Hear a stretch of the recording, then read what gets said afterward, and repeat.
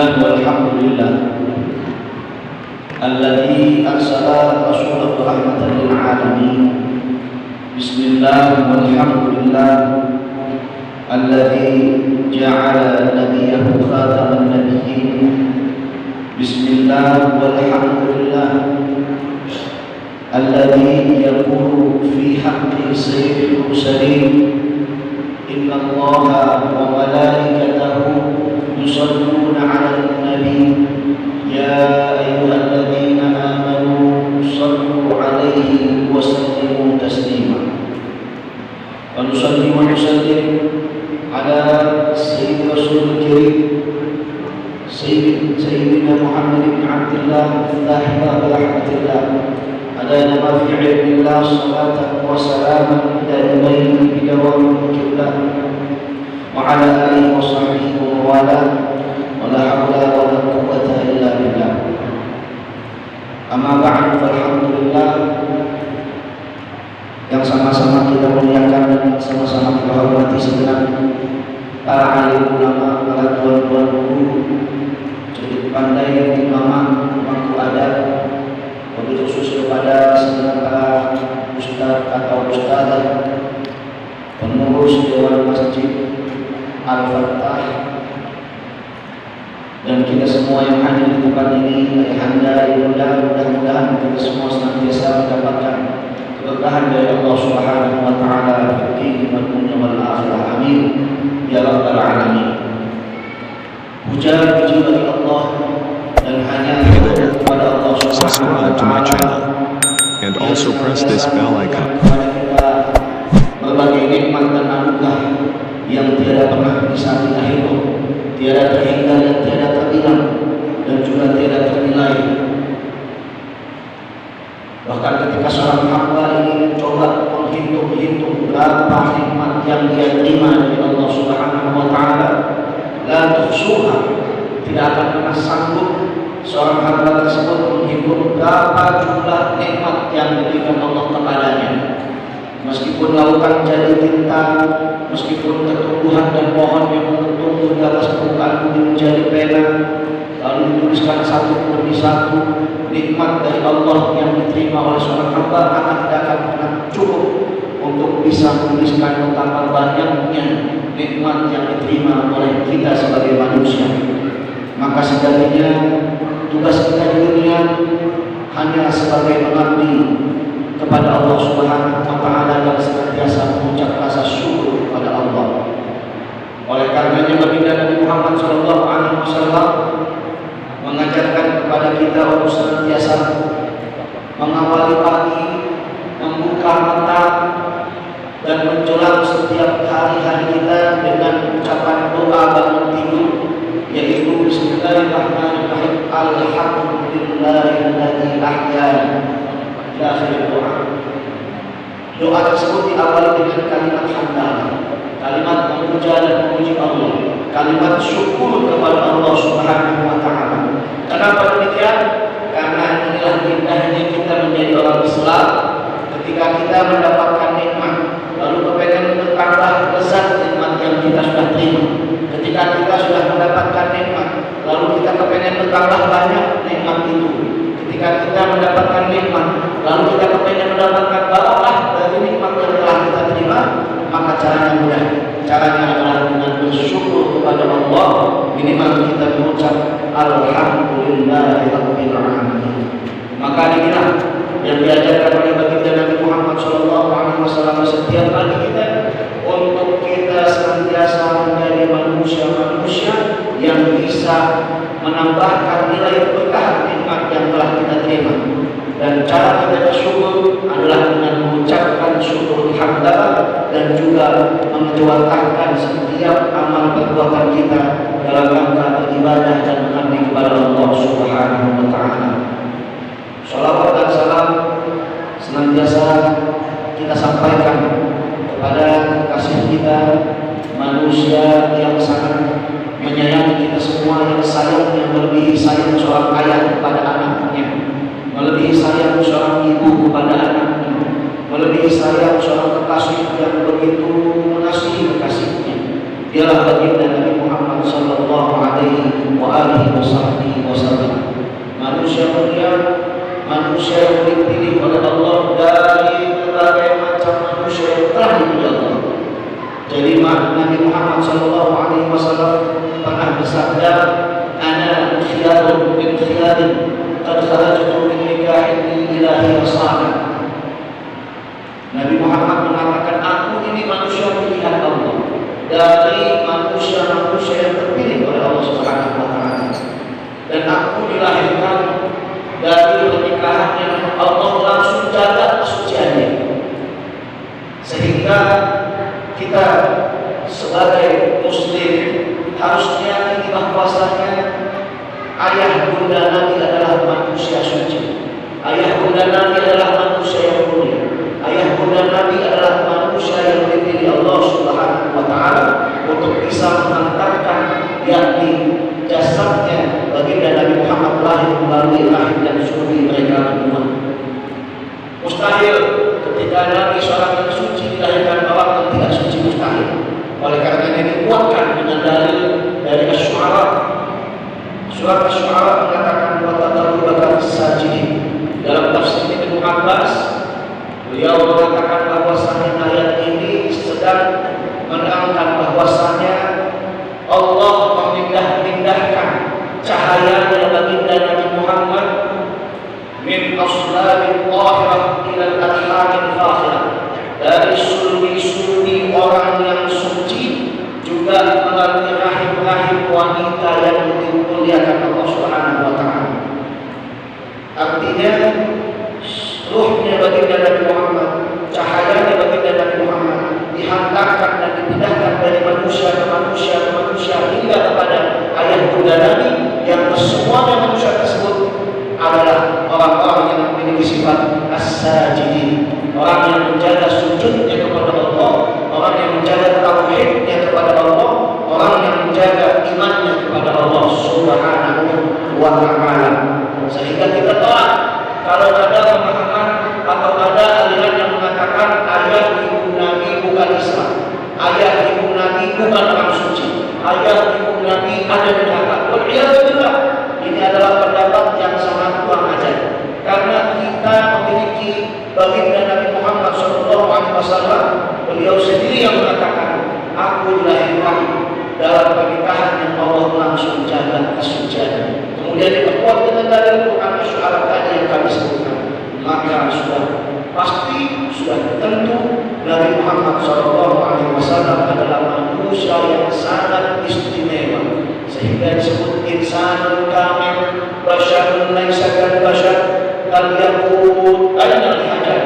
Nabi itu adalah manusia yang sempurna, makhluk ciptaan Allah yang paripurna, yang berbeda dengan penciptaan Allah yang lainnya, sehingga diibaratkan kal yaqut ainal hajar, bagaikan permata di antara batuan-batuan biasa. Dialah baginda Nabi Muhammad sallallahu alaihi wa alihi wasallam. Dan alhamdulillah pengorbanan dan perjuangan beliau senantiasa kita bisa rasakan sampai dengan sekarang. Oleh karenanya sholawat dan salam selalu kita berikan, selalu kita basahi lisan kita untuk terus kita sampaikan kepada kasih kita yang baginda Nabi Muhammad sallallahu alaihi wasallam. Ayah bunda yang dimuliakan Allah Subhanahu wa taala, agama Islam sampai ke negeri kita. Al-Quran firman Allah sampai ke wilayah kita, ke daerah kita ini. Siap itu tidak dibawa oleh makhluk ini, tidak dibawa juga oleh otak lautan, tidak tumbuh dari bumi begitu saja. Akan tetapi agama Islam, Al-Quran firman Allah dan syariat-syariatnya semua dibawa ke tempat ini dengan perjuangan dan pengorbanan.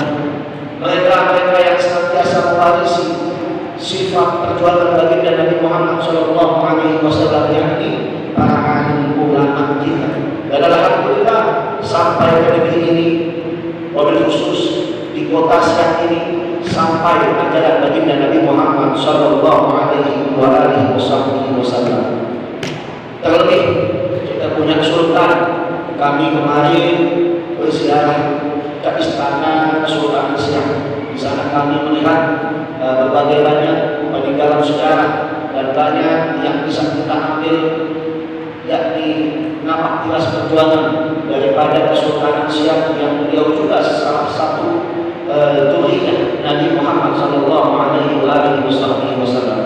Beliau Sultan Syarif Qasim bin Hashim bin Qasim bin Ali bin Ismail bin Utsman Syahabuddin bin Abdurrahman bin Sa'id bin Ali bin Muhammad bin Hasan bin Umar bin Hasan bin Syekh Ali Al-Muqtasim bin Syekh Abu Bakar As-Sadran bin Syekh Al-Lutuf Al-Habib Abdurrahman As-Saddaf bin Muhammad Maulad Tawilah bin Ali Al-Qulur bin Sayyid Al-Faqih Al-Muqaddam Muhammad bin Ali Ba'alawi Wadil Fudih bin Muhammad Sahib Baghdad bin Ali Khalid Qasam bin Ali Al-Thani bin Muhammad Sahib Sum'ah bin Ubaidillah Ali Sahib Ali Al-Awwal Sahib Al bin Ubaidillah bin Sayyid Muhajir bin Allah Ahmad bin Isa Al-Um bin Sayyidina Muhammad Jamal bin Nabi bin Sayyidina Ja'far As-Sadiq bin Sayyidina Muhammad bin Bakir bin Sayyidina Ali Sayyidina Abidin As-Sajjad bin Sayyidina Hasbusin As-Siddiq bin Sayyidina Ali Karramallahu Wajhah wa Fatimah As-Zahra binti Rasulullah sallallahu alaihi wa alihi wasallam. Nabi Muhammad bin Abdullah bin Abdul Muttalib bin Hashim bin Abdul Manaf bin Qusay bin Kilab bin Murrah bin Ka'ab bin Lu'ay bin Ghalib bin Fihr bin Malik bin Nadar bin Kinanah bin Huzaimah bin Mudrika bin Ilyas bin Mudar bin Nizam bin Ma'an bin Adnan bin Udda bin Muqawwim bin Nahur bin Talha bin Ya'qub bin Yasjur bin Nabi bin Ismail AS bin Ibrahim AS bin Tariq bin Nahur bin Saruh bin Wahub bin Farih bin Aibadah bin Syarif bin Al-Fakhshad bin Sam bin Nuh AS bin Lama bin Matusyarif bin Idris AS bin Yad bin Ahdayr bin Khayyan bin Yanish bin Syih bin Nabi Adam AS. Begitulah silsilah keturunan daripada Kesultanan Siak dari Sultan Syarif Qasim yang terus bersambung kepada baginda Nabi Muhammad SAW dan terus bersambung sampai kepada Nabi Adam. Dari Nabi Muhammad sampai ke Nabi Adam 50 generasi membentang yang kesemuanya adalah manusia yang menjaga Allah, manusia yang menjaga tauhidnya kepada Allah, manusia yang menjaga sujudnya kepada Allah sesuai dengan dalil yang telah kita katakan tadi.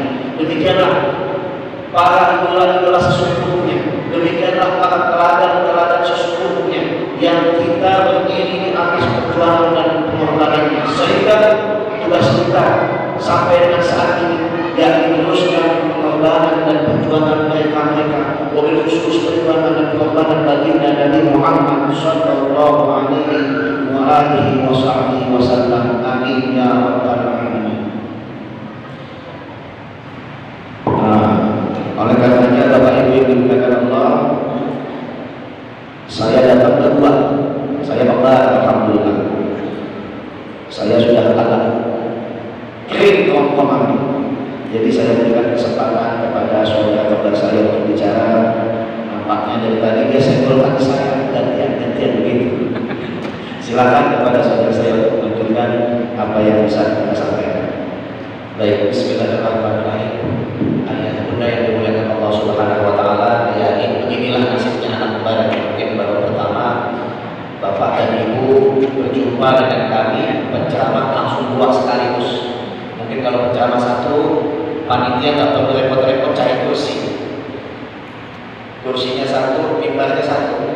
Ini hari ini terpaksa karena orangnya ada dua, dicarikanlah kursi biar dua. Ternyata kursinya berbeda. Jadi satu kursi itu ukurannya normal, satu lagi agak kecil. Jadi saya terlihat kecil gitu.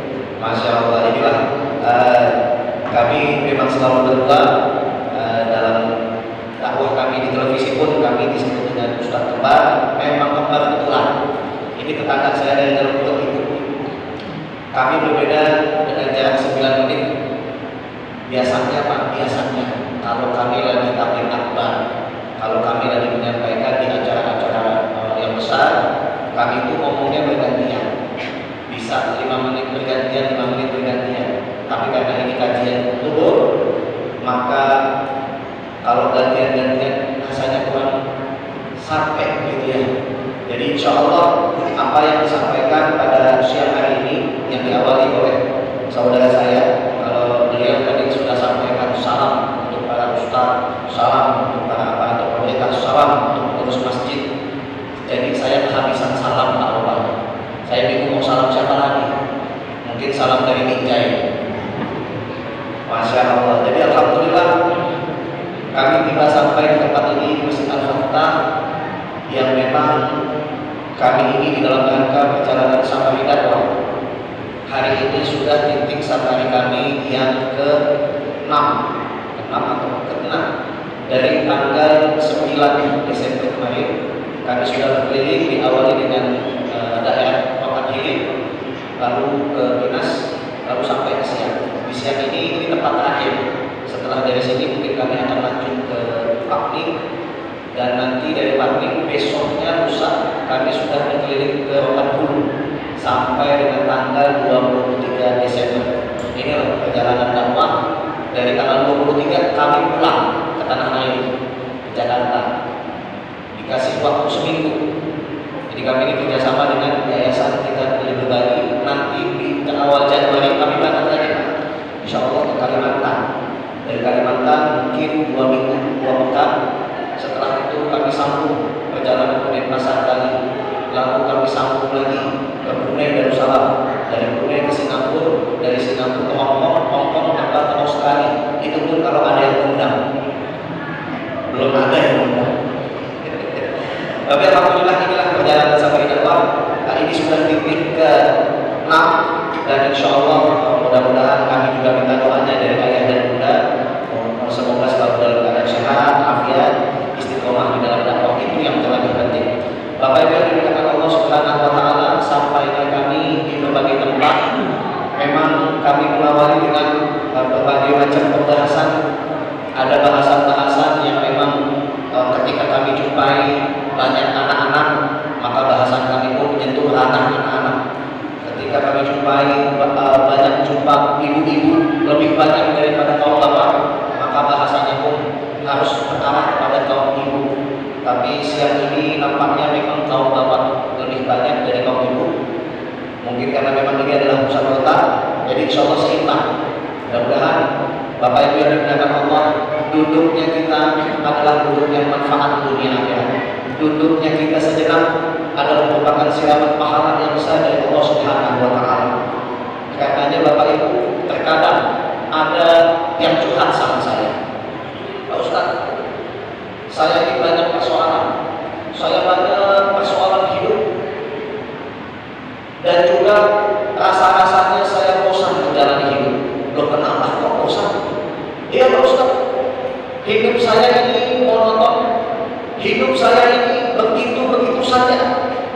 Bangun pagi, berangkat kerja, istirahat sejenak di waktu siang, lalu sampai sore baru kami pulang ketemu dengan anak istri, bercanda sebentar, lalu kami istirahat, besoknya sambung lagi, bangun pagi, kerja lagi, istirahat sejenak, pulang lagi, jumpa anak istri, begitu terus kehidupan saya Pak Ustaz. Rasa-rasanya saya bosan Pak Ustaz. Kok hidupku begini aja? Coba tolong solusinya Pak Ustaz. Saya jawab mudah. Saya jawab gampang. Kalau Anda rasa bosan dengan hidup Anda yang begitu-begitu saja, Anda rasa bosan dengan permasalahan dunia yang monoton, maka mungkin Allah juga lagi bosan sama Anda.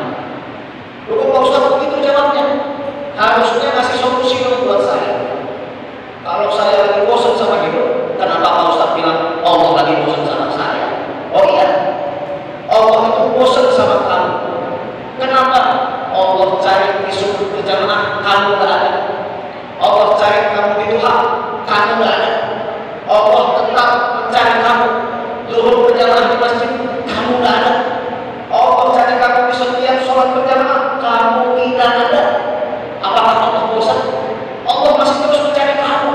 Allah cari kamu di dalam silaturahim, kamu gak ada.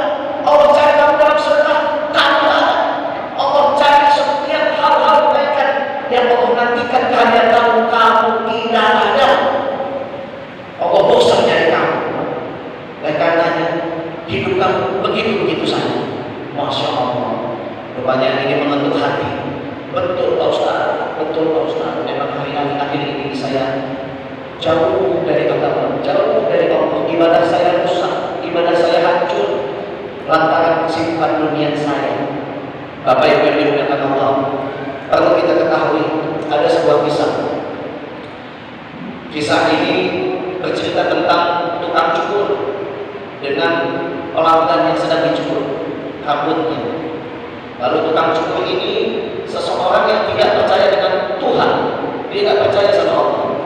Sambil mencukur kepala pelanggannya, mencukur rambut pelanggannya, dia berceloteh, dia bergumam, dia ngomongnya ngawur. Sambil mencukur dia bilang begini, "Abang, sebetulnya saya tidak percaya ada Tuhan." Loh, kok bisa begitu? Kan kalau umat Islam kita sholat, saya tidak percaya ada Allah. Loh, kenapa begitu Pak? Coba lihat sekeliling abang. Tukang cukur lanjutkan, lihat sekeliling abang. Ada kejahatan nggak di sana? Ada. Ada yang berbuat kriminal nggak di sana? Ada. Kalau Allah itu ada, buat apa kejahatan itu dibuat? Coba tengok lagi. Ada orang miskin nggak di sana? Ada. Ada orang yang hidup dalam kesusahan? Ada. Itulah bukti Allah tidak ada. Tuhan tidak ada. Kalau Tuhan ada, maka Tuhan Maha Adil. Semua akan diberikan kesejahteraan. Semua akan diberikan dalam jalan kebaikan. Masya Allah. Tidak kehabisan akal. Pelanggan yang sambil mendengar, dia mendengarkan celoteh dari tukang cukur tadi yang tak percaya Tuhan. Akhirnya di ujung pembicaraan, selesai setelah bercukur, maka dia bayar biaya jasa cukurnya sambil dia bicara.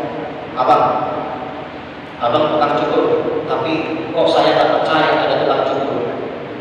Kata tukang cukur, bagaimana kamu tak percaya tukang cukur? Barusan kamu saya cukur kepalanya, barusan kamu saya yang cukur. Enggak, saya tak percaya ada tukang cukur. Loh, kamu udah mulai gak waras. Ini kamu bayar jasa saya ini habis mencukur kepala kamu. Saya tukang cukur, saya tetap gak percaya pada tukang cukur. Nah, coba sampaikan apa alasan kamu gak percaya ada tukang cukur? Padahal kamu baru saja dicukur sama saya. Akhirnya ini pelanggan gak kehabisan akal, dia bilang, coba abang tengok di luar. Di luar sana ada orang gembel, rambutnya berantakan, dibiarkan gondrong, dibiarkan tumbuh panjang, tidak terawat. Itu bukti tidak ada tukang cukur. Loh, salah dia, tukang cukur membela diri. Salah dia, kenapa dia tak datang ke saya? Kalau dia datang ke saya cukur rambutnya biar rapi. Bahkan kalau dia datang ke saya, dia minta dicukurkan rambutnya, saya kasih gratis. Salah dia, kenapa dia datang ke saya? Saya ini tukang cukur. Lalu pelanggan tadi membalikan perkataan tukang cukur. Begitupun Allah. Kejahatan ada di muka bumi karena manusia tidak mau mengambil Allah. Kemiskinan merata di muka bumi karena mereka tidak meminta kepada Sang Maha Kaya. Segala sesuatu hal yang kita pandang buruk sejatinya adalah mereka tidak mau mengambil Allah Subhanahu wa Ta'ala. Jadi rupa-rupanya tukang cukur ini terpukul dengan perkataan dari pelanggannya tersebut. Oleh karenanya ayat itu yang dimuliakan Allah Subhanahu wa Ta'ala, siang ini perjalanan kami bersama Yayasan Kita Peduli Berbagi, mungkin sebelum kami lanjutkan, kami ingin mengajak ayah dan ibu sedikit berkenalan dengan lembaga Yayasan Kita Peduli Berbagi yang mereka membawa para dai, mereka membawa para ustaz dari Jakarta, bahkan yang pernah muncul di televisi mereka ajak. Bukan kami saja, ada banyak ustaz dibawa berkeliling dari pelosok-pelosok, masuk kampung, keluar kampung. Jadi kita ustaz sudah kayak orang kampung, masuk desa, keluar desa, kayak orang desa, masuk hutan, keluar hutan. Mudah-mudahan kita kayak orang hutan. Jadi perjalanan yang ditempuh oleh Yayasan Kita Peduli Berbagi ini menarik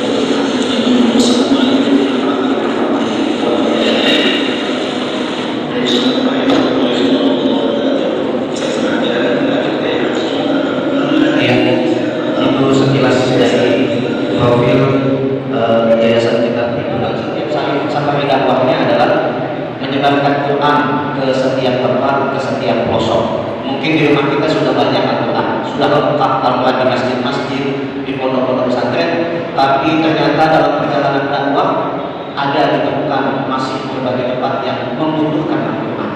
Karenanya kami mengapresiasi Yayasan Kitab ini berbagi, dan insya Allah siang ini nanti di penghujung kami juga ingin sampaikan sejenak apa yang dibawa oleh Yayasan Kitab ini berbagi. Bapak Ibu yang dimuliakan Allah, sebelum kami lanjutkan, kami ingin sejenak, mungkin kalau yang namanya kita satu majelis, satu perkumpulan, tidak elok kalau kita tidak memerlukan dengan sholawat dan salam kepada Nabi Muhammad SAW. Dan siang ini sama-sama kami mengajak Bapak Ibu kita Subscribe to my channel and also press this bell icon. Sholawat kepada yang menjadi sayang doa, doa mahjub. Setiap doa itu masih terhalang oleh sebuah tabir. Hatta yusalli dari dan Nabi Muhammad Nabi Sallallahu Alaihi Wasallam, sampai si pembaca doa mengiringi doanya dengan bersolawat kepada Nabi Muhammad Sallallahu Alaihi Wasallam. Sejenak kita baca sholawat agar bersama-sama. Kami pun ingin mengambil keberkahan dari jamaah Masjid Al-Fatah, Bapak Ibu sekalian yang dimuliakan Allah. Mungkin dari tulisan sholawat kita ini menjadi pengkabulan setiap doa dan munajat kita siang hari ini, dan insya Allah sambil juga kita melakukan jalan kebaikan sambil bersolawat. Nanti mungkin teman-teman dari Yayasan Kita punya berbagi akan berkeliling, boleh menjemput infak kita dalam rangka kita mendukung gerakan donasi Al-Quran. Bapak Ibu, yang mereka lakukan berpahala besar di sisi Allah. Dari satu tempat ke tempat yang lain, menempuh jarak yang jauh, pasti pahalanya besar. Kita pun bisa mendapat pahala yang sama manakala kita mendukung minimal dengan doa. Tapi hari ini dukung dengan yang kita punya, infak kita berinfak di jalan Allah Subhanahu Wa Taala. Sambil baca sholawat, boleh teman-teman dari yayasan sambil menjemput untuk dukungan moral daripada jamaah Masjid Al-Fatah sekalian. Sama-sama kita bersolawat. Salatullah salamullah ala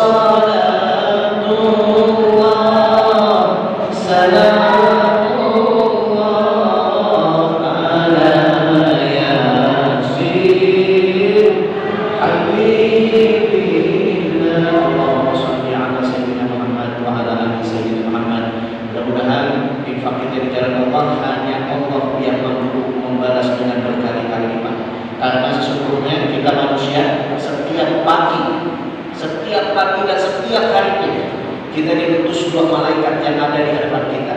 Bangun kita dari tidur, melek mata kita, maka sudah ada dua malaikat yang kita tidak melihatnya, diutus oleh Allah Subhanahu wa Ta'ala. Buat apa? Satu malaikat mendoakan ketika dia temukan sang hamba yang tertidur dalam sehari yang lalunya, bersedekah di jalan Allah, berinfak di jalan Allah, mengeluarkan hartanya untuk mensucikan dia punya harta, mengeluarkan hartanya untuk di jalan Allah Subhanahu wa Ta'ala. Ketika dia temukan sang hamba yang tertidur tadi ada amalan sedekah di hari itu, maka malaikat ini mendoakan dengan doa mulia, Allahumma ati munfiqan khalafan, ya Allah perbanyak hartanya, ya Allah makmurkan rezekinya, ya Allah berkahkan hidupnya. Malaikat itu mendoakan dengan doa mulia. Di dalam penjelasan Al-Imam Abdullah bin Amir Haddad disebutkan doa malam mustajab. Yang namanya doa malaikat pasti mustajab. Mungkin kalau kita minta doa sesama kita, Pak doain saya, ternyata doanya tidak dikabulin. Kenapa? Karena dia sama kita, mereka sama kita, sama-sama manusia, sama-sama tempatnya salah dan dosa. Bisa jadi doa yang diucapkan sesama kita terhalang karena dosa tersebut. Tapi kalau sudah malaikat yang mendoakan, beliau malaikat-malaikat Allah la ya'su'allah wa yaf'alu ma yu'mar, tidak pernah sedikit pun condong maksiat kepada Allah dan selalu taat dengan perintah Allah Subhanahu wa Ta'ala. Jadi pasti doa malaikat mustajab. Maka siapapun kita yang berinfak, bersedekah di jalan Allah, besok pagi akan dihadapkan kita dengan malaikat yang mendoakan, Allahumma ati munfiqan khalafan, ya Allah perbanyak hartanya, makmurkan rezekinya, berkahi hidupnya. Tapi berbeda dengan malaikat yang satu lagi. Buat apa malaikat satu lagi? Ketika dia temukan ada seorang manusia di dalam sehari sebelumnya tidak berinfak di jalan Allah, tidak bersedekah di jalan Allah, kikir, pelit, tidak mau mengeluarkan hartanya, bakhil, maka malaikat ini ditugaskan khusus. Begitu orang ini mengawali pagi, malaikat ini melaknat dengan satu ucapan yang buruk. Apa doa malaikat tersebut? Allahumma mahdi mumsikan tarafan, ya Allah hancurkan hidupnya, ya Allah bangkrutkan rezekinya, musnahkan hartanya. Jadi beda dengan malaikat yang tadi. Malaikat yang satu lagi ketika menemukan seorang hamba dia pelit, tidak bersedekah di dalam Allah dalam satu hari sebelumnya, ditunggu ketika melek mata sudah ada laknat dari malaikat untuk membangkrutkan hidupnya, menghancurkan hartanya. Naudzubillah summa naudzubillah. Makanya kalau kita di masjid ini kadang-kadang, apalagi kalau Jumatan, kalau di Jakarta Pak, itu ada kebiasaan Jumatan itu berkumpulnya maksimal kan? Dari ujung saf sampai ujung belakang, bahkan ada yang sampai luar. Di Jakarta begitu. Nah, mumpung jamaah sedang maksimal, maka panitia masjid, pengurus masjid mengirimkan tombol yang berkah untuk mengajar sedekah dan infak di jalan Allah Subhanahu wa Ta'ala. Kadang-kadang ada yang pelit, yang pelit itu sambil zikir, tombol berjalan, itu dia zikir subhanallah, subhanallah, subhanallah. Tombol sudah mulai dekat, zikirnya berubah astagfirullah, astagfirullah, astagfirullah. Tombol sudah lewat, dia ucap alhamdulillah, alhamdulillah. Oleh banget ini orang bermasalah.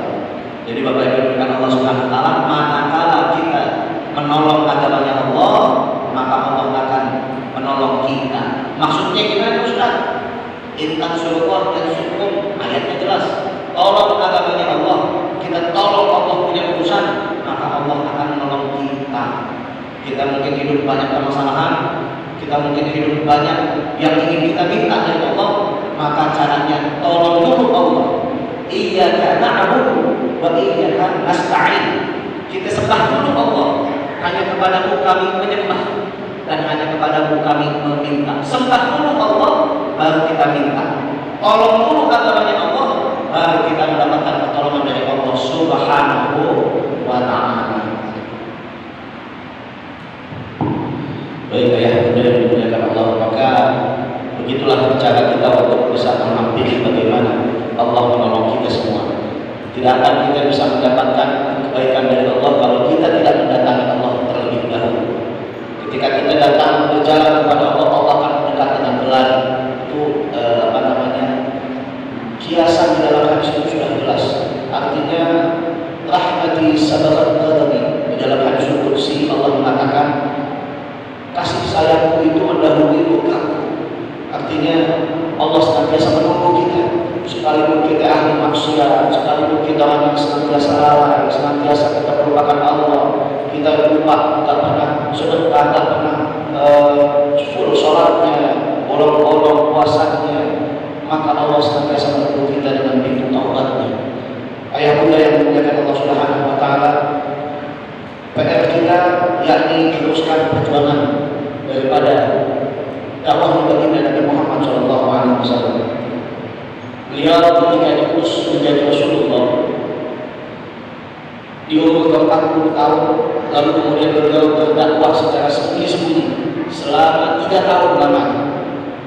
Strategi cerdas yang dipakai oleh beliau itu adalah merangkul anak-anak muda, dari mulai anak kecil, pemuda, remaja sampai dewasa.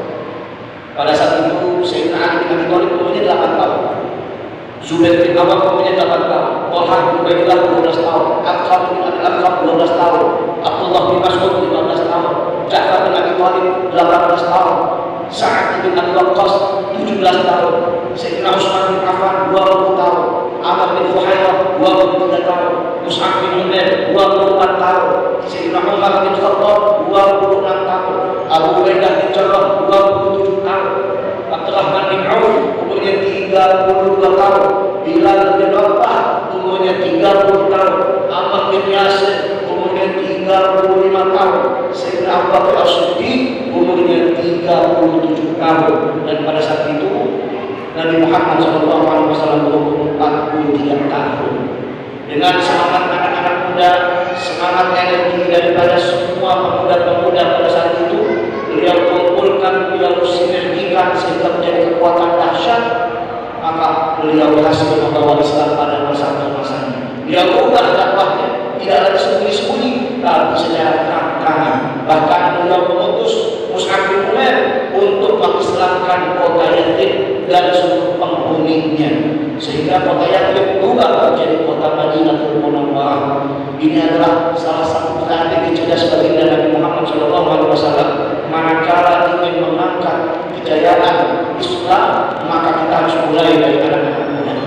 Begitupun kita ketika kita ingin memaksimalisasi masjid, syiar dakwah di dalam masjid atau syiar dakwah di dalam wilayah kita masing-masing, maka selain kita mulai dari diri sendiri, ibda bin nafsi, maka kita juga harus memulai lewat anak-anak kita, lewat pemuda-pemuda kita, lewat remaja-remaja kita.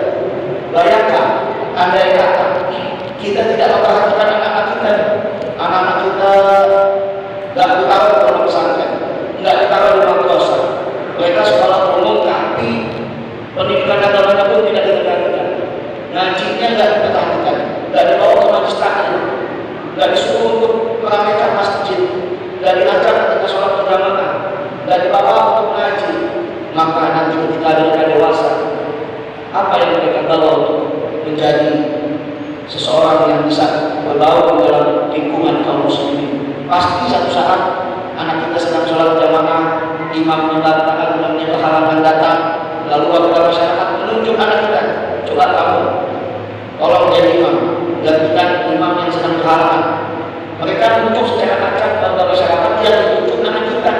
Kalau anak kita bagus agamanya, nama kita sebagai orang tua pun baik di mata warga masyarakat. Tapi kalau kita tidak peduli dengan agama mereka, maka anak kita akan membawa rasa malu buat kita. Bahkan untuk keluarga besar kita pun malu kita. Begitu dia mimpin sholat, Bismillahirrahmanirrahim, dibaca surat Al-Fatihah, Wal-Qur'anin, Amin. Dia pilih surat yang pendek-pendek, karena dia tak hafal panjang-panjang. Dia pilih agama.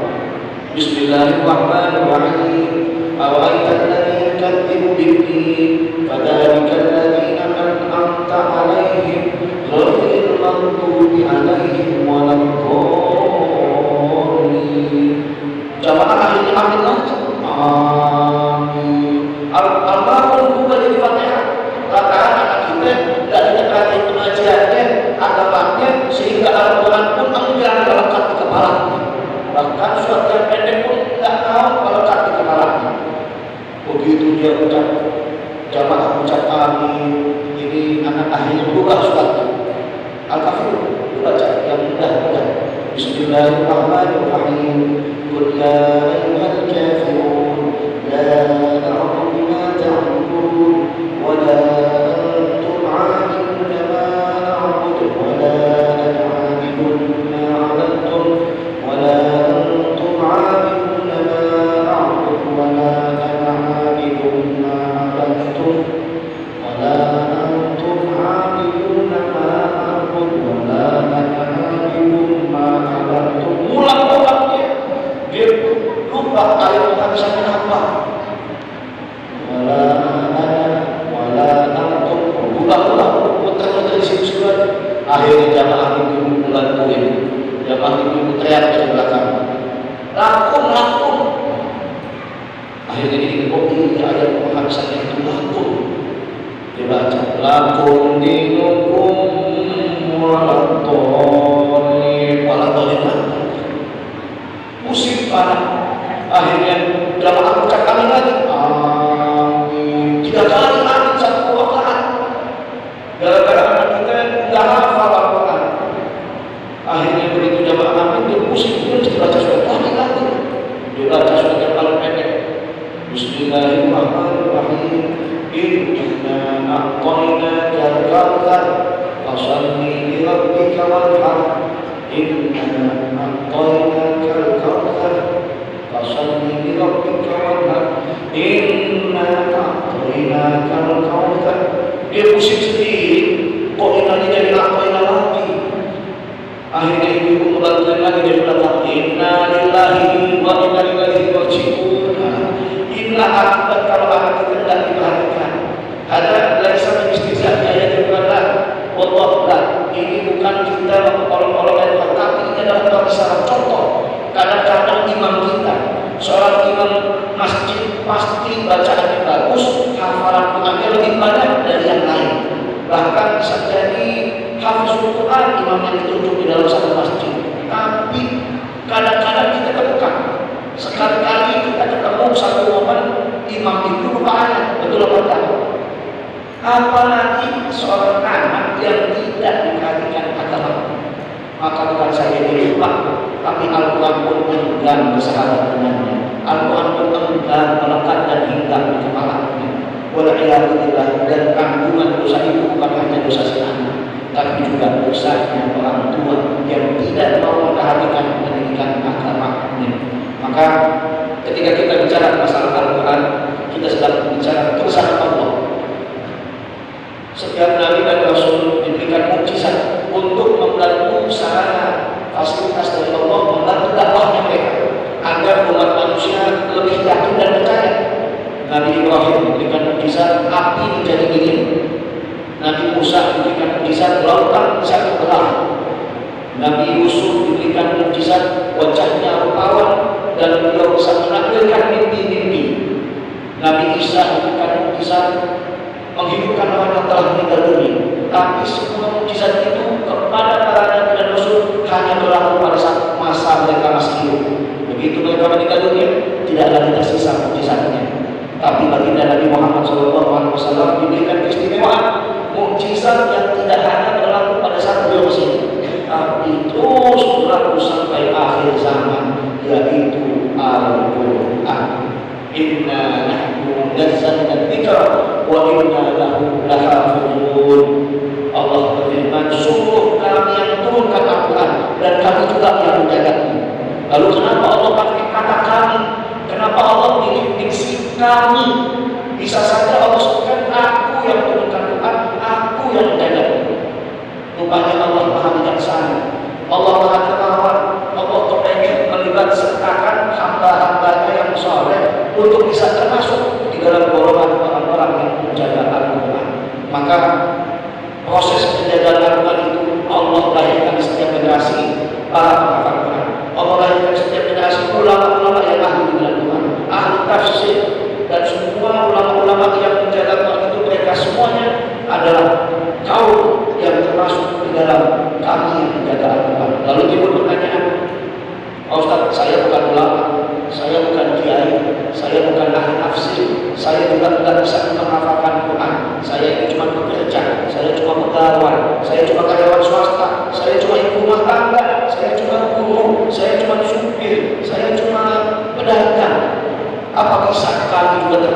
dalam golongan kami yang menjaga Al-Quran, maka jawabannya sungguh sangat bisa. Siapapun kita, ketika kita memiliki kepedulian kepada Al-Quran, maka insya Allah Al-Quran akan datang kepada kita sebagai sahabat.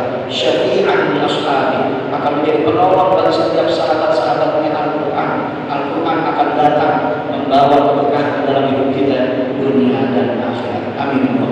Baik Bapak Ibu yang dimuliakan Allah, oleh karenanya mungkin kami untuk mempersingkat waktu sebelum sama kita tutup dengan doa bersama, mungkin kami ingin menyampaikan sedikit program yang dibawa oleh Yayasan Kita Berbagi, yaitu donasi Al-Quran. Satu moto yang ingin diwujudkan adalah one home one Al-Quran, satu rumah dari setiap kaum muslimin wajib punya satu Al-Quran. Dan dalam rangka inilah kami berkeliling bersama Ikhwan juga untuk menghimpun setiap kaum muslimin yang kepingin menitipkan yaitu Al-Qurannya untuk bisa dihadiahkan. Bapak Ibu yang dimuliakan Allah, Kementerian Agama Republik Indonesia menyampaikan kebutuhan umat Islam akan Al-Quran setiap tahunnya. Kalau ingin rata seluruh umat Islam di Indonesia butuhnya 4 juta Al-Quran setiap tahun. Tetapi Kementerian Agama hanya sanggup mencetak 1 juta per tahunnya. Berarti masih ada minus 3 juta buah Al-Quran yang memang menjadi PR kita bersama. Itulah potensi untuk kita bisa ambil sebagai peluang. Itulah kesempatan kita untuk bisa menjadi pejuang-pejuang Al-Quran. Karena Bapak Ibu yang dimuliakan Allah Subhanahu Wa Taala, insya Allah siang ini pun sampai ke kami Masjid Al-Fatah, kami juga termasuk untuk menghimpun siapapun di antara kita yang ingin menghadiahkan Al-Quran kepada mereka yang membutuhkan. Karena kalau kita lihat, mungkin kita pernah lihat bapak-bapak kita, orang tua kita pergi haji atau umrah, mereka pasti melakukan satu kebiasaan yang tidak pernah ditinggalkan, khususnya umat Islam Indonesia. Mereka akan membeli Al-Quran di sana 5, 10 mereka beli di sana, bukan termasuk untuk dibawa pulang, bukan untuk oleh-oleh keluarga, bukan, tapi mereka beli di tanah suci untuk mereka taruh lagi di Masjidil Haram, di belakang Ka'bah banyak Al-Quran. Lalu ada juga yang menaruh di Raudhah, di Masjidil Nabawi, di samping makamnya Nabi Muhammad SAW, dengan tujuannya mudah-mudahan ada manusia yang membaca Quran yang mereka hadiahkan. Selama dibaca, selama itu pula pahala akan terus mengalir abadi sampai hari kiamat. Bapak Ibu yang dimuliakan Allah, kekuatan Al-Quran oleh umat Islam di Indonesia di beberapa wilayah itu juga menjadi perhatian kita bersama. Oleh karenanya, sama-sama kita dukung program Yayasan Kita Berbagi, yaitu untuk bisa menyampaikan Al-Quran ini ke berbagai wilayah. Bapak Ibu yang dimuliakan Allah, insya Allah hari ini inilah contoh Al-Quran yang akan disampaikan untuk menjadi hadiah beberapa pondok pesantren yang butuh Al-Quran. Mereka kekuatan Al-Quran ada, tapi sudah mulai sobek-sobek jadi rebutan para santri. Mereka pulang. Ada juga rumah-rumah yang belum punya Al-Quran. Karenanya Yayasan Kita Berbagi ingin menghimpun setiap dermawan, setiap para donatur, mereka yang ingin menitipkan hadiah-hadiahnya. Al-Quran inilah yang akan menjadi hadiah, yaitu untuk mereka kaum muslimin yang membutuhkan Al-Quran. Dan Bapak Ibu yang dimuliakan Allah Subhanahu Wa Taala, insya Allah siang ini dengan singkat kami ingin membuka donasi lelang Al-Quran. Siapapun yang ingin menitipkan Al-Quran dipersilahkan. Hadirnya Yayasan Kita Berbagi adalah sebagai fasilitas kemudahan kita bersedekah Al-Quran. Kalau sedekah Al-Quran Pak, ini sudah pasti amat dahsyat balasannya. Kenapa? Al-Quran ini mengandung ratusan ribu lebih daripada huruf-huruf yang ada di dalamnya. 30 juz, 114 ayat, 6.660 sekian daripada ayat-ayat yang terkandung di dalam Quran. Oleh karenanya yang dihitung untuk dikalikan ratusan kali lipat amal sedekah kita adalah setiap jumlah huruf yang terkandung. Betapa besarnya, yaitu amalan jariah yang satu ini. Jadi Bapak Ibu yang Allah, mungkin di antara kita ada yang sedang berluang rezeki, ada yang sedang memang punya niat untuk menitipkan Al-Quran, dipersilahkan. Kami sampai di satu tempat, kalau tidak salah Kota Baru, ada satu ibu datang ke hadapan kami sambil nangis-nangis. Pak Ustaz, saya akhirnya terjawab doa saya. Emang ibu doa apa? Saya berdoa, saya ini pengen sedekah Al-Quran, tapi saya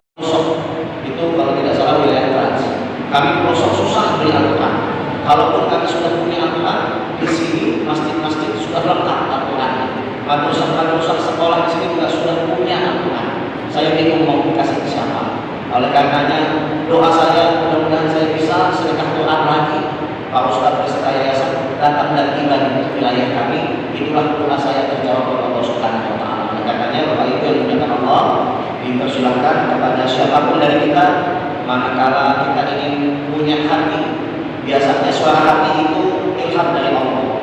Hati ini suka ada yang ngomong, mumpung ada yayasan yang bergerak di dalam dakwah Quran, ambil kesempatan itu. Setidaknya di dalam hidup kita pernah kita tercatat sebagai pejuang Al-Quran, pernah kita menghadiahkan satu Al-Quran atau apalagi lebih dari jumlah satu.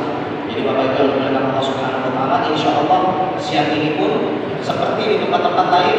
Kemarin kami ke Bagan Siagiani, Masjid Abu Rokan Hilir yang ada di sana, bersama pemerintah setempat, kami juga himpun masyarakat untuk bisa menitipkan hadiah Qurannya. Alhamdulillah terkumpul 2.222. Wallahi demi Allah, terkumpul 2.222, terkumpul dari jumlah masyarakat yang hadir ketika itu. Mereka masih ingin banyak beramal, khususnya amal sedekah Al-Quran yang pasti menjadi amalan yang abadi. Bukan hanya sampai kita meninggal dunia, tapi sampai kita menuju alam akhirat. Jadi Bapak Ibu yang dimuliakan Allah, insya Allah siang ini para petugas dari yayasan yang berdiri di hadapan bapak-bapak ibu-ibu, inilah mereka ingin mencatat nama kita. Tugas kita siang ini catat dulu nama kita dan berapa jumlah hadiah sedekah yang ingin kita titipkan ke yayasan kita berbagi, yang insya Allah itu menjadi amalan yang terindah buat kita. Ada yang datang, Pak Ustaz, saya menitipkan sedekah Quran ini mengatasnamakan almarhum orang tua kami, boleh? Sangat boleh. Bahkan itu merupakan hadiah terindah dari seorang anak, merupakan bentuk bakti kepada orang tuanya walaupun sudah berbeda alam. Mungkin di alam kubur mereka yang mendahului kita sunyi seperti itulah. Tapi ketika kita niatkan doa ataupun sedekah, terlebih sedekah Quran, maka akan menjadi penerang di alam kubur mereka orang tua yang telah mendahului kita. Bapak Ibu yang dimuliakan Allah Subhanahu wa Ta'ala, silahkan dicatat dulu nama kita untuk bisa kita titipkan hadiahnya, insya Allah di saat datangan kami beserta yayasan kita berbagi. Bagi mereka yang ingin menitipkan hadiah Al-Qurannya, diberikan sertifikat apresiasi semacam ini. Ini sertifikat apresiasi yang kami juga membutuhkan tanda tangan. Tanda tangan kami ini berarti kami pun bertanggung jawab dunia akhirat. Apapun yang dititipkan oleh Bapak Ibu, insya Allah akan sampai kepada mereka yang membutuhkan. Dan juga insya Allah bagi mereka yang ingin menitipkan hadiah di atas 10 buah Al-Quran, akan juga disertakan dari yayasan kita berbagi, yaitu contoh Al-Quran yang sedang akan didonasikan. Ini contohnya, ini boleh dibawa pulang sebagai bukti. Inilah Quran yang seperti ini yang kita sedang hadiahkan kepada mereka. Bapak Ibu yang dimuliakan Allah Subhanahu wa Ta'ala, sebelum kita tutup dengan doa bersama, silahkan mencatatkan nama-nama kita. Tugas kita dicatat dulu. Ada yang datang, Pak Ustaz, saya mungkin hanya menyumbang 10 Quran saja, Pak Ustaz. Saya ingin menitipkan hadiah sedekah Quran 10 saja. Baik, tapi saya angsur, saya cicil. Boleh nggak, Pak Ustaz? Boleh. Inilah fungsi yayasan kita berbagi, yayasan yang bergerak di dalam donasi Al-Quran. Mereka mempermudah langkah kita untuk bersedekah. Ada yang boleh bawa tunai, boleh. Ada yang ingin transfer saja, boleh. Ada yang ingin yayasan, ada yang boleh mobile banking, bahkan boleh diangsur. Nanti yayasan akan memberikan fasilitas kemudahan, mengingatkan kita untuk menyelesaikan niat kita. Bapak Ibu yang dimuliakan Allah, silakan boleh mencatat nama kita masing-masing. Yang kemarin dia tadi cerita itu, dia menyumbang 10 Al-Quran. Minggu pertama dia titipkan 5 dulu. Lalu di minggu kedua dia nambah 5 lagi. Ternyata di minggu ketiga begitu ditelepon komunikasi dengan yayasan, dia batalkan jumlah 10 Al-Quran. Dia bilang, Pak Ustaz, kami tidak jadi 10 Al-Quran, kami ingin menitipkan 50 Al-Quran. Rupa-rupanya baru niat saja Allah sudah buka rezekinya untuk bisa terus bersedekah. Jadi Bapak Ibu yang dimuliakan Allah, silakan untuk membersihkan waktu, mencatat nama kita, menitipkan hadiah ini yang insya Allah menjadi hadiah terindah buat kita pribadi ataupun buat orang tua, baik yang masih hidup terlebih yang sudah meninggal dunia, dan juga terlebih khusus kepada anak cucu keturunan kita, kelak rasa persahabatan kita dengan Al-Quran, rasa peduli kita dengan Al-Quran akan menjadi penolong anak-anak kita juga bisa dekat dengan Al-Quran. Anak-anak kita mudah mempelajari Al-Quran, anak-anak kita mudah untuk menghafal Al-Quran. Ayat kedua, sebetulnya sedekah itu bukan yang butuh, itu bukan mereka yang membutuhkan. Sedekah itu, saya ulangi, sedekah itu bukan yang butuh, mereka yang membutuhkan, tapi sedekah itu yang butuh adalah kita yang bersedekah. Kenapa? Karena sejatinya kita punya Allah Maha Kaya. Allah Maha Kaya sehingga sebetulnya kita pun semua sejajar di dalam urusan harta. Akan tetapi Allah titipkan harta saudara kita di dalam harta yang kita terima. Maka kewajiban kita untuk mengeluarkan apa yang telah Allah titipkan melalui kita untuk mereka-mereka yang membutuhkan. Dan sedekah itu adalah amalan yang sangat dibangga-banggakan nanti di padang mahsyar. Bukan hanya sampai di situ. Di dalam surat Al-Munafiqun disebutkan, Rabbi laula akhirtani ila ajalin qarib fa asaddaq. Ya Tuhanku, ya Allah, kiranya Engau tangguhkan hidup kami sebentar saja. Kiranya Engau tangguhkan ajal kami, kematian kami sebentar saja. Kata ahli ilmu di dalam cerita di Al-Quran, Al-Quran yang bercerita pasti ini adalah satu hal yang nyata, bukan dusta dan bukan satu mitos atau dongeng belaka, bukan.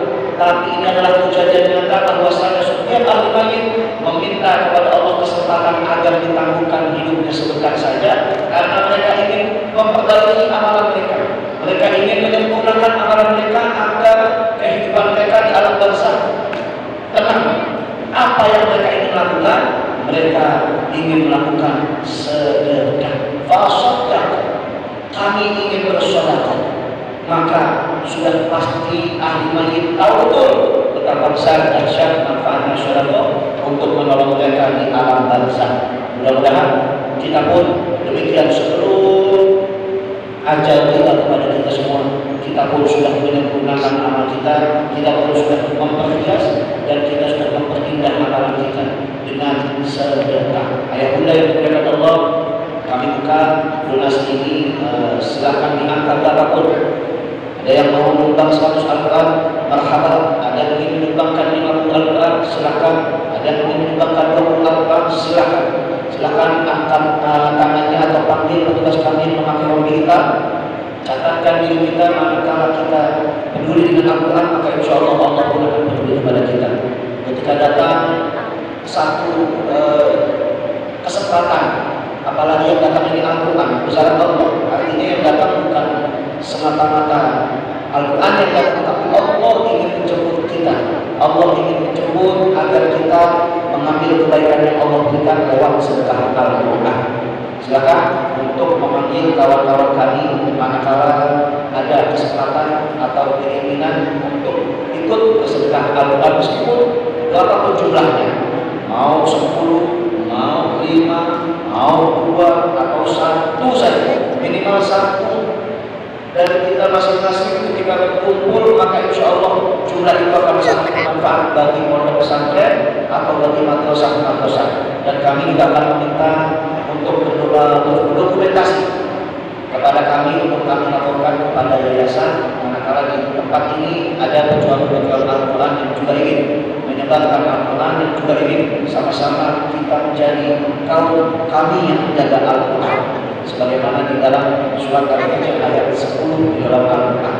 Ayat bunda yang dimuliakan Allah Subhanahu wa Ta'ala, mudah-mudahan kebaikan kita itu diganjar dengan pahala yang didapatkan dari Allah Subhanahu wa Ta'ala. Bahkan sedekah itu tidak ada sejarahnya di Indonesia.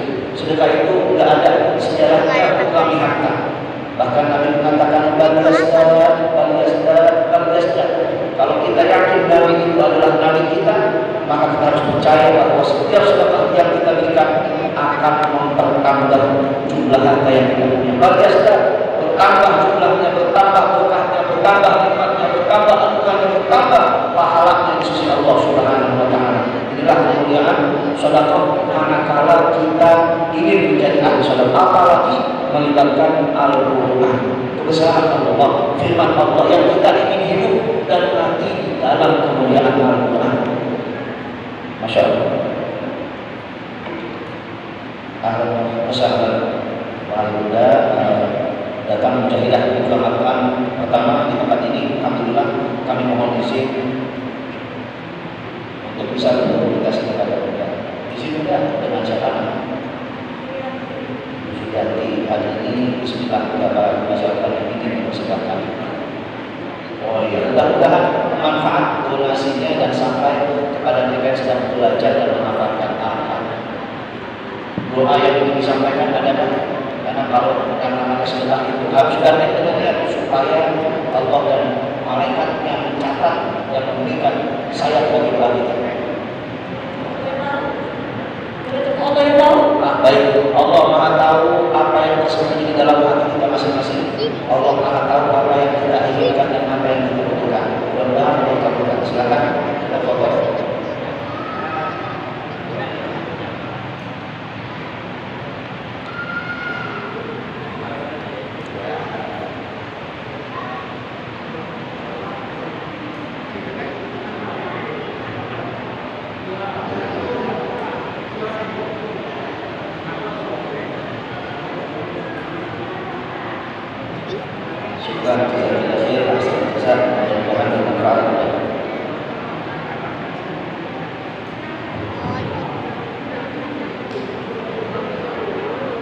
Boleh satu lagi ya.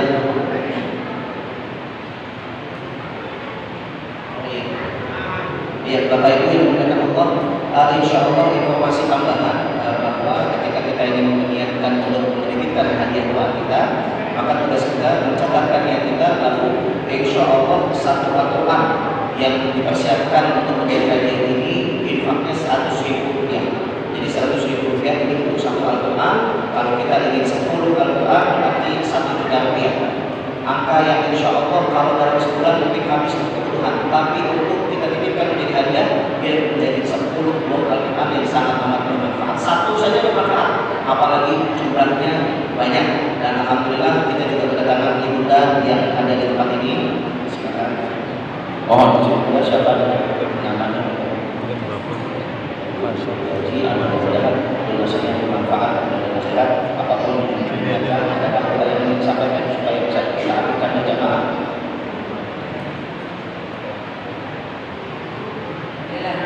Saya saudara hari ini akan memulai saya sejak pada keluarga saya. Amin Allahumma amin. Mudah-mudahan Allah kita dengan memberikan hadiah pahala sedekah ini kepada mereka almarhum dan almarhumah orang tua kita menjadi nikmatul barzakhiah, menjadi penenang dalam dunia dan Allah berikan cahaya Quran sebagai penenang sampai dengan hari kiamat. Terima kasih sudah kita berkomunikasi.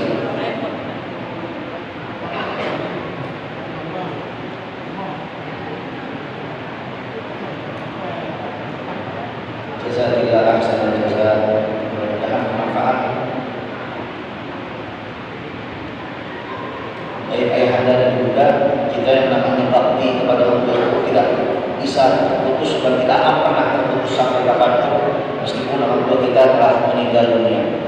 Maka ini adalah hadiah persembahan baik dan terindah untuk mereka manakala kita niatkan setiap amal kebaikan yang kita lakukan untuk almarhum dan almarhumah orang tua kita. Bapak tidak siapa?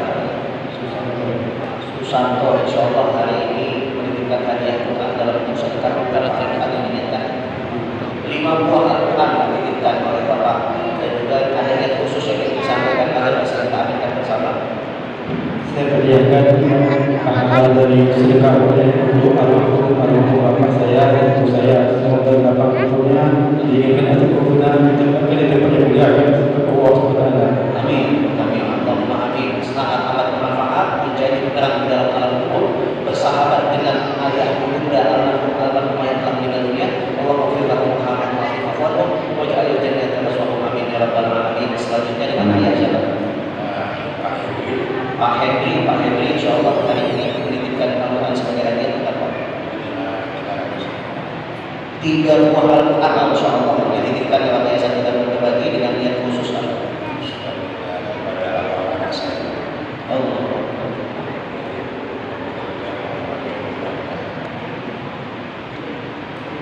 Alhamdulillah beliau sebagai orang tua yang terus ingin memberikan bekal kepada anaknya, walaupun sudah berbeda alam, beliau tetap menitipkan hadiah sedekah atas nama almarhum anak yang telah mendahului. Mudah-mudahan Allah akan memberikan waktu yang aman ibadahnya wa bilahu wa fi wafatu wa sirrat lahu amin.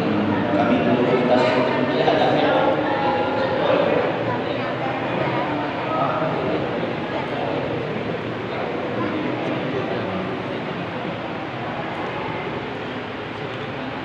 Baik, sebelum kita tutup dengan doa, Bapak Ibu, sejenak kita layani para penjual Al-Quran. Nanti sebentar lagi sama-sama kita tutup dengan doa untuk merampungkan perjumpaan kita pada siang hari ini.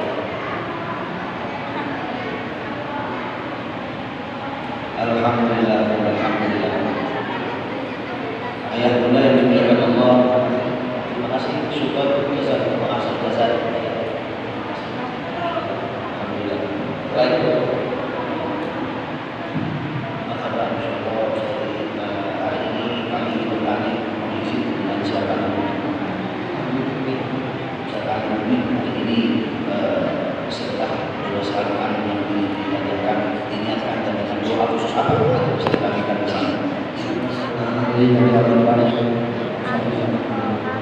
Amin. Mudah-mudahan agar anak-anak dan keturunan yang menjadi anak-anak yang soleh dan solehah menjadi berbakti kepada orang tua. Allahumma barik lana fi auladina awladan terbaik wa waffiqhum li ta'atika warzuqna birrahum. Amin. Allahumma amin. 10 Al-Quran didonasikan oleh ayahanda kita Ustaz Ali Mumin, mudah-mudahan bermanfaat dunia dan akhirat. Alhamdulillah, alhamdulillah. Boleh kita foto bersama. Ada handphone.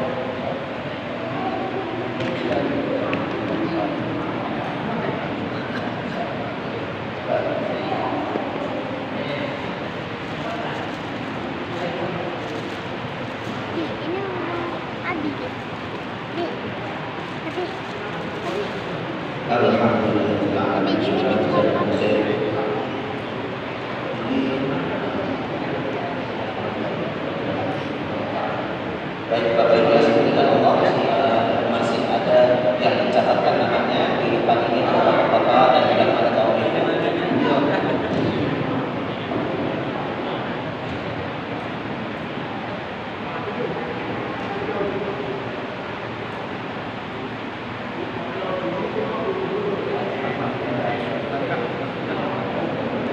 Baik Bapak Ibu yang dimuliakan Allah, kita masih menunggu untuk bisa mencatatkan nama-nama kita untuk menitipkan hadiah Al-Quran kepada mereka yang membutuhkan.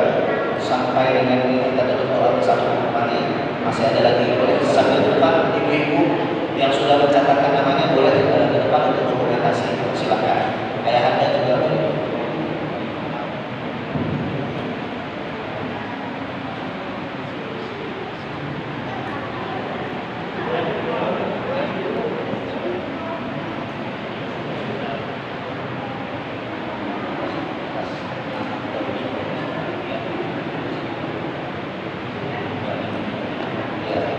Dan juga satu yang kita juga menitipkan banyak doa yang kita kebaikan insya Allah dengan saya bersedekah untuk hari ini dikabul setiap permintaan dan permohonan ini. Dan juga beliau mendoakan anak-anaknya yang sedang kuliah, Allah senantiasa menuntaskan pelajarannya dan Allah berikan kemudahan dalam menuntut ilmu dan Allah kembalikan beliau untuk bisa menjadi anak yang berbakti dan bermanfaat untuk usaha bangsa dan agama sekalian. Amin. Allahumma jazakumullah khairan. Terima kasih. Tapi untuk komunikasi terima kasih ayah, terima kasih.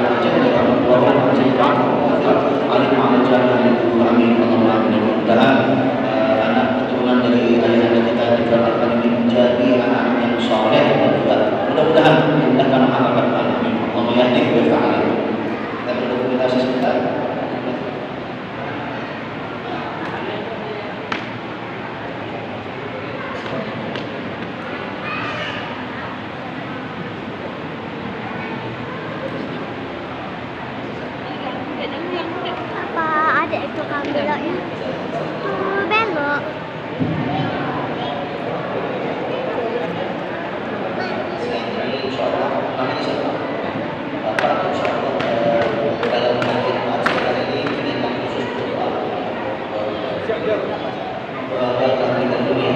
Mudah-mudahan kita Ini ada ya? yang diberikan kepada kamu dan tapi terus menjadikan kajian yang bermanfaat.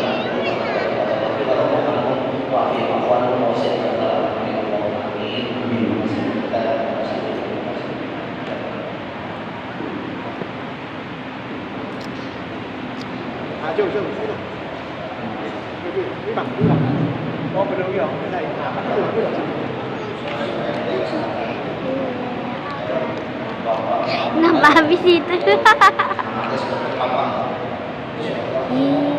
Biarin aja, kenapa habis cepat lah. Cepat biarin aja, kenapa habis ada.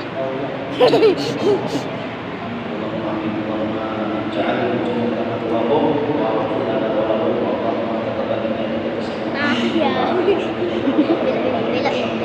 Nampak urusannya dah. Ini orangnya. Itulah yang mendapat ini adalah meskipun kita sudah berbeda alam. Pak yang akan menganas yang ini kita berikan kabarnya insya Allah kita Kenapa?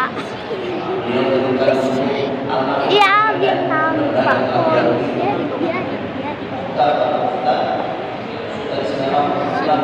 Nah, sini orang. Kok dipindahkan? Bilang sama Abi. Pindahin aja, pindahin. Pindahin nggak? Jangan. Pindahin. Ih. Pindahin. Bunda Zati. Au. Salah. Awak dulu duit.